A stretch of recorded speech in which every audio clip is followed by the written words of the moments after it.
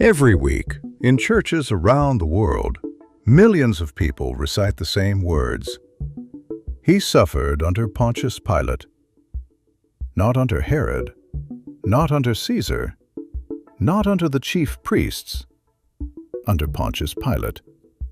He is the only Roman official, the only non-Christian person named in the Nicene Creed and the Apostles' Creed. His name has been spoken in Christian worship for nearly 2,000 years. And almost nobody knows who he actually was. Today we are going to look at the real Pontius Pilate, not the reluctant hand-washer of popular imagination, not the cartoon villain of medieval passion plays.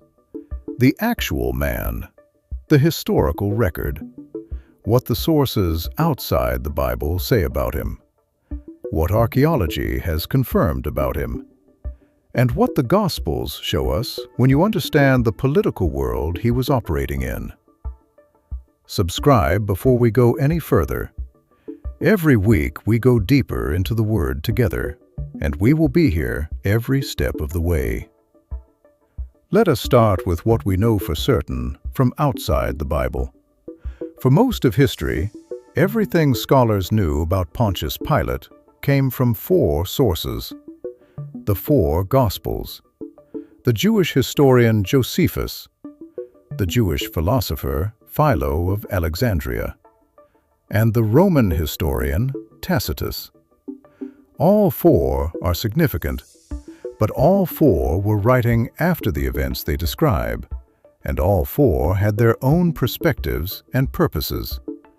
Josephus was a Jewish historian writing for a Roman audience. Philo was a philosopher deeply hostile to Roman governors who mistreated Jewish communities. Tacitus was a Roman historian with a passing interest in the origins of Christianity. None of them are neutral. And then, in the summer of 1961, something changed. Italian archaeologists were excavating the ancient Roman theater at Caesarea Maritima, a city built by Herod the Great on the Mediterranean coast of what is now Israel. Caesarea Maritima was the administrative capital of Roman Judea. It was where the Roman governors actually lived and worked. Jerusalem was where they went when they had to. Caesarea was home. During that summer excavation, a limestone block was found that had been repurposed as a step in the theater. It was damaged. Part of it was missing. But what remained was readable, and what it said was extraordinary. The inscription, now known as the Pilate Stone, reads in Latin, Pontius Pilate, prefect of Judea.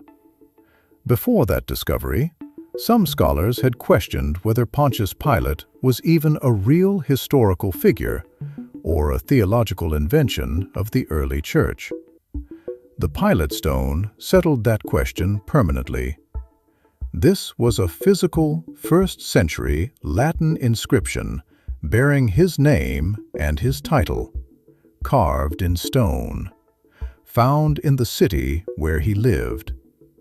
It is the earliest surviving and only contemporary record of Pontius Pilate's existence outside of Scripture. The original is now in the Israel Museum in Jerusalem. A replica stands at Caesarea Maritima, where it was found. The inscription also confirms his title. The Gospels call him governor. The inscription calls him prefect. These are not contradictions. Prefect was his official Roman title. Governor was the common description of what he did. So who was this man? Pontius Pilate was appointed prefect of Judea by the Emperor Tiberius in 26 AD. He would serve for 10 years, an unusually long tenure for a Roman governor in a volatile province, until 36 AD, when he was recalled to Rome following a particularly brutal response to a Samaritan uprising. The province he governed was considered one of the most difficult postings in the Roman Empire. Judea was not a prestigious assignment. It was a small, troublesome, religiously volatile territory on the eastern edge of the empire. The Jewish population was intensely devoted to their traditions and deeply resistant to the kind of cultural and religious compromises that Roman governance usually imposed. Previous governors had learned, some the hard way, that certain lines could not be crossed without serious consequences. Pontius Pilate arrived and almost immediately demonstrated that he had not fully absorbed those lessons.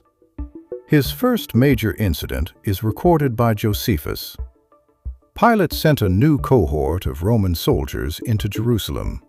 Unlike previous governors, he did not remove the military standards, the poles topped with images of the emperor, before they entered the city.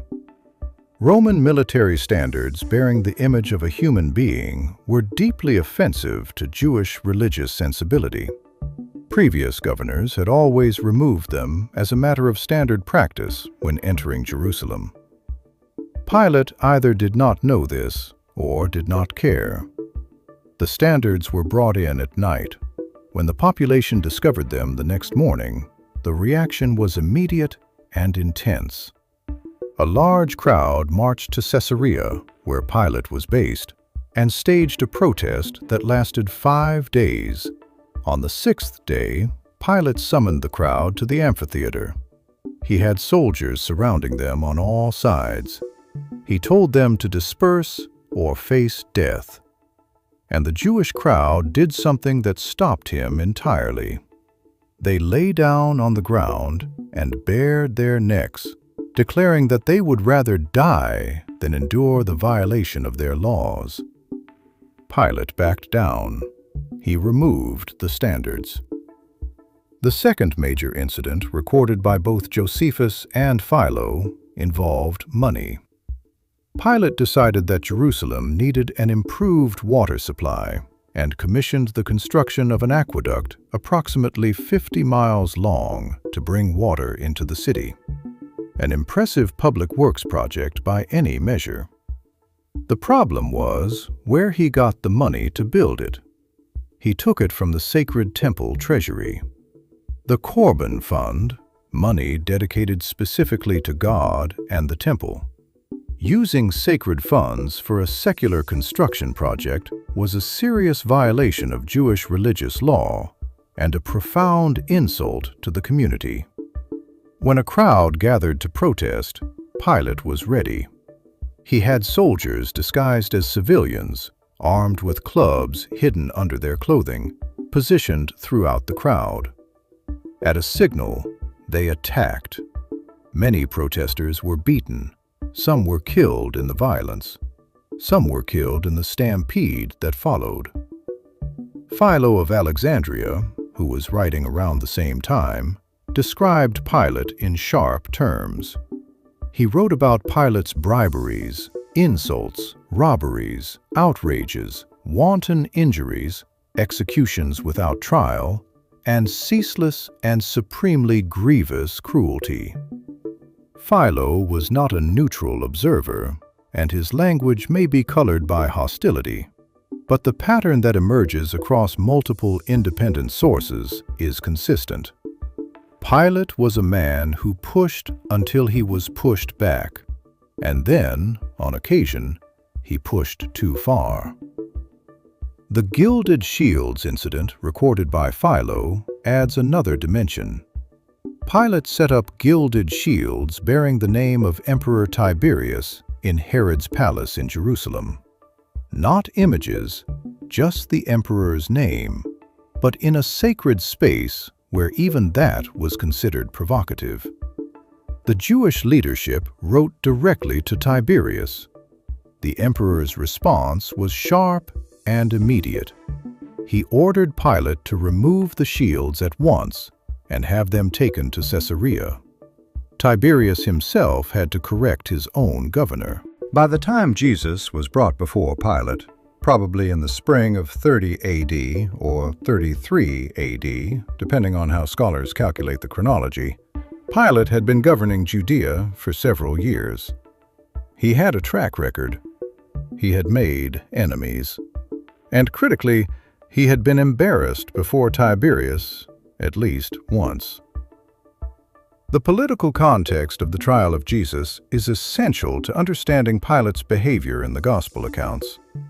Because Pilate does not come across in the Gospels as a strong or decisive figure, he comes across as a man who knows something is wrong, cannot quite bring himself to act on that knowledge, and is ultimately manipulated into doing something he does not want to do.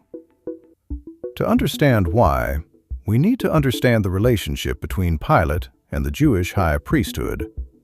Throughout Pilate's entire tenure, he kept the same high priest, Joseph ben Caiaphas. This was unusual. Pilate had the authority to appoint and remove the high priest, and most governors changed the position regularly as a tool of political management. But Pilate and Caiaphas served together for the full 10 years of Pilate's governorship. They were removed from their positions within months of each other. This suggests something important. Pilate and Caiaphas were partners, politically dependent on each other. Caiaphas needed Pilate's support to maintain his position and the stability of the temple system. Pilate needed Caiaphas to manage the Jewish population and prevent the kind of uprisings that would draw unwanted attention from Rome. It was a mutual arrangement built on mutual need. And Jesus threatened it. Not physically, not militarily, but the crowds following Jesus, the disruption in the temple, the theological challenges to the established order, all of it was destabilizing. To Caiaphas, Jesus was a problem that needed to be removed. All 4 Gospels record the trial of Jesus before Pilate, and all 4 present Pilate in a similar way. He is not convinced that Jesus has done anything deserving death. He is looking for a way out, and he is being squeezed by the Jewish leadership who know exactly where his political vulnerabilities are. In John's Gospel, the exchange is the most detailed. Pilate questions Jesus.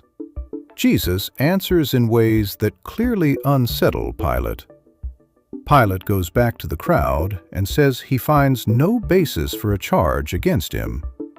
He tries the Passover custom of releasing a prisoner, offering to release Jesus. The crowd asks for Barabbas instead. Then the Jewish leaders play their final card. They say, "If you let this man go, you are no friend of Caesar. Anyone who claims to be a king opposes Caesar." Friend of Caesar. In Latin, amicus Caesaris. This was not a casual phrase. It was a formal title of imperial favor. To lose it was politically catastrophic. And Pilate, who had already been reprimanded by Tiberius over the shields incident, who had a record of mismanagement that had reached the emperor's attention more than once, could not afford to be reported as having protected a man accused of claiming kingship. The threat was precise, calculated. The chief priests and the Sadducean leadership knew exactly what they were doing. They were not appealing to the crowd. They were applying political pressure to a man whose career they understood was vulnerable. Pilate washes his hands. A gesture of symbolic innocence. I am not responsible for this man's blood. The crowd responds, "His blood is on us and on our children." Pilate hands Jesus over to be crucified. He was not, in the end, a reluctant innocent. He was a man who knew the right thing to do and chose not to do it because the political cost was too high. That is a different kind of guilt from malice, but it is guilt nonetheless. After the crucifixion, Pilate disappears almost entirely from the historical record for the remainder of his time as governor. The next significant event involving him, also recorded by Josephus, came near the end of his tenure. A Samaritan religious leader had gathered crowds to Mount Gerizim, promising to show them sacred vessels supposedly buried there by Moses. Whether the claim was genuine or not, Pilate treated it as a potential uprising. He sent armed soldiers who killed many of the gathering and executed their leaders. This time the response was different. The Samaritan council complained to Vitellius, the Roman governor of Syria, who was senior to Pilate. Vitellius ordered Pilate to return to Rome to answer to the emperor for his actions. Pilate left Judea in 36 AD. Tiberius died in 37 AD before Pilate arrived in Rome. What happened to Pilate after that is unknown. The historical record simply stops. He disappears from history at the moment he boards the ship for Rome and is never mentioned again in any surviving source.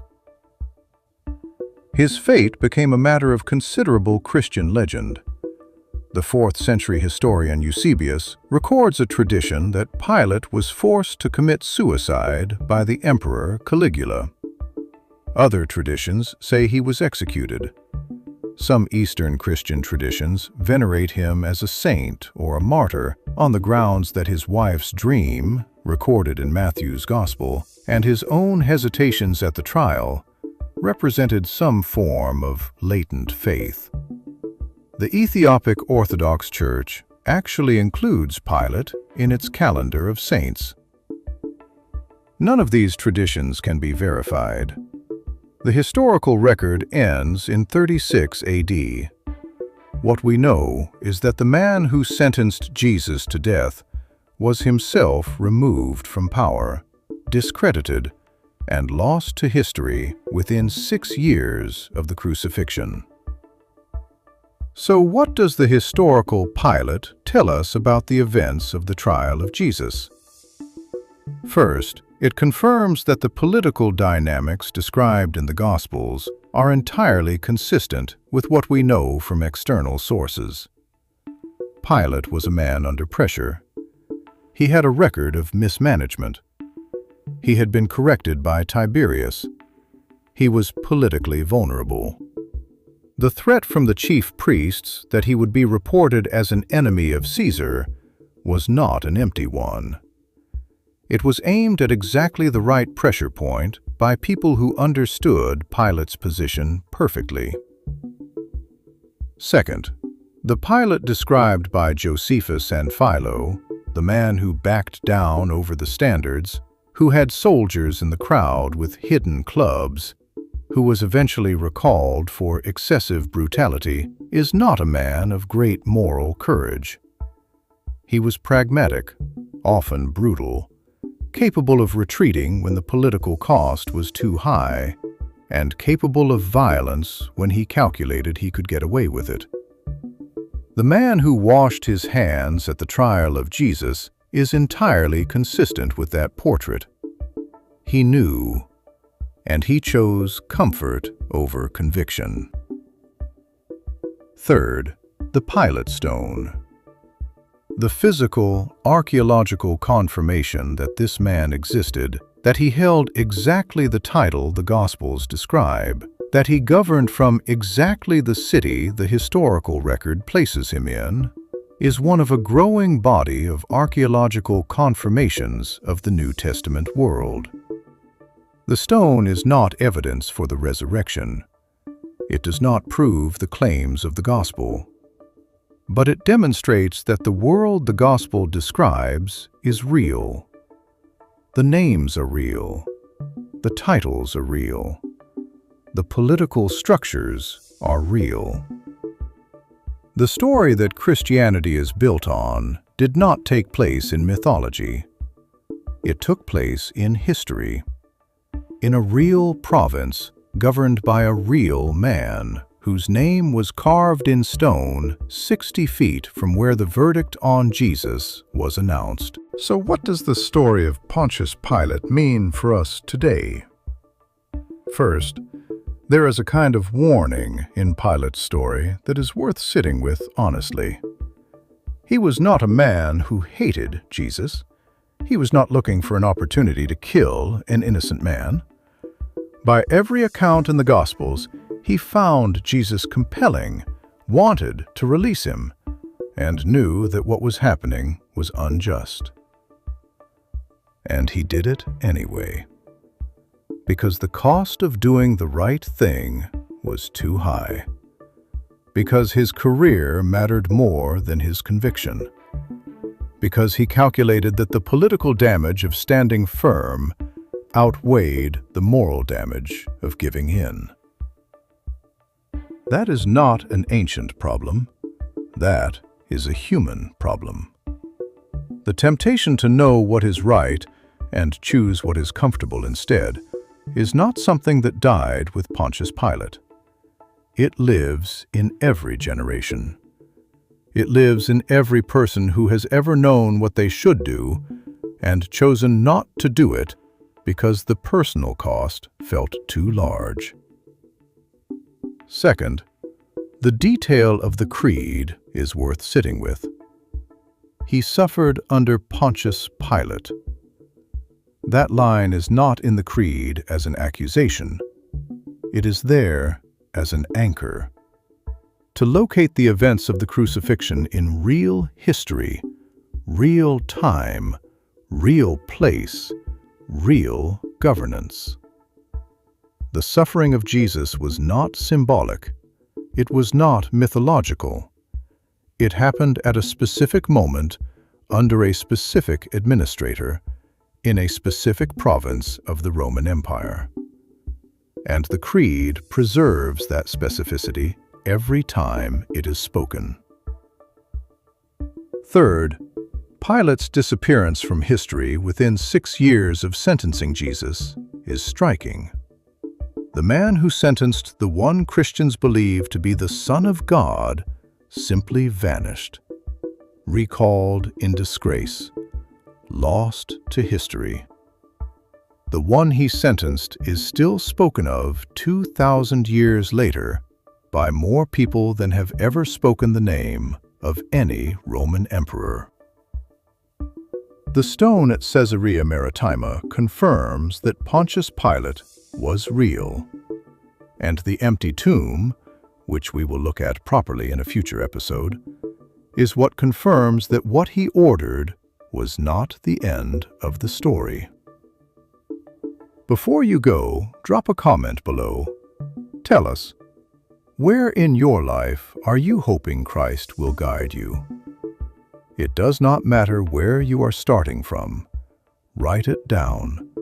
This community will see it and stand with you. If this breakdown changed how you understand the trial of Jesus, share it with someone who needs to hear it. And subscribe. Every week we go deeper into the Word together. Subscribe, and let's walk this path together.